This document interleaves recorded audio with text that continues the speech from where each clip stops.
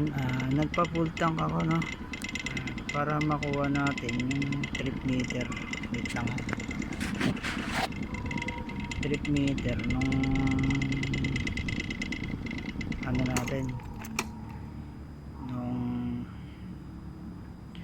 takbo natin, kung gaano siya kalakas kumonsumo ng gas. So kagagaling ko lang ngayon sa Shell, papulta ko. So hindi ko muna ni-reading yung kung ilang liters yung naikarga niya, kasi ang ano natin, ipupul talaga. Ayan po. So yung trip meter, naka trip meter yan. So medyo malabo yung camera natin. Ayan, nasa trip meter siya, no? So i-reset natin yan para back to zero siya. Dito rin yan, guys. Ayan, 0 na. So dito tayo mag-i-start ng reading.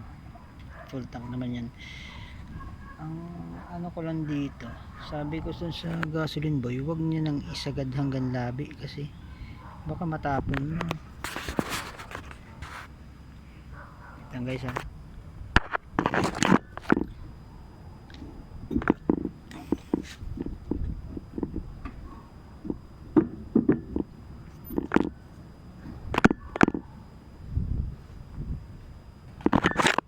In-enterstand ko lang yung ginawa niya, isinagad niya sa labi, baka matapon lang, at may butas pa naman yung takip nito.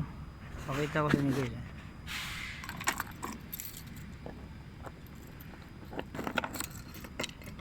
Hindi ko siya nakuhanan dun sa Shell kasi bawal daw mag ano ng cellphone, kay cellphone lang ang gamit natin. Ayun guys, ha. May butas yung takip dito. Ayun, so pwedeng matapon siya dyan, sasayang, sagad dyan. Ayan, sagad dyan hanggang labi. Yun, buti bumaba na, nakatagtag. Sabi ko siya, huwag na niyang isagad, pero sinagad niya. Baka matagtag, matapon lang, may butas pa naman. Siyempre may mga lubak, akyat, baba, ahon, lusong, matapon, no? So okay naman ito, baba. So dito natin yung umpisahan yung reading, kung nakailang kilometers tayo at kung ilang bar rin nababawas, at saka tayo magpapagas. Kahit nga mga 1 bar lang,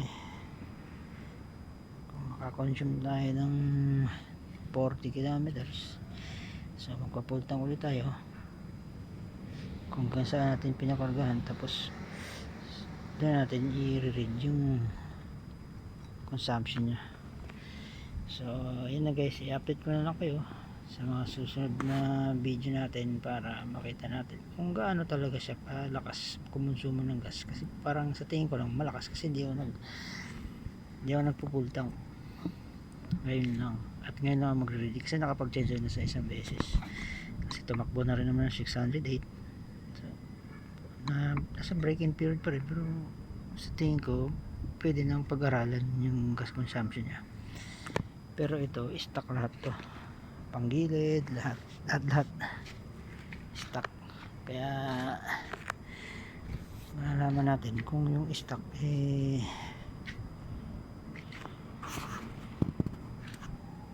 matipid ba o malakas. So doon tayo magsa-setup unti-unti kung ano yung dapat i-adjust.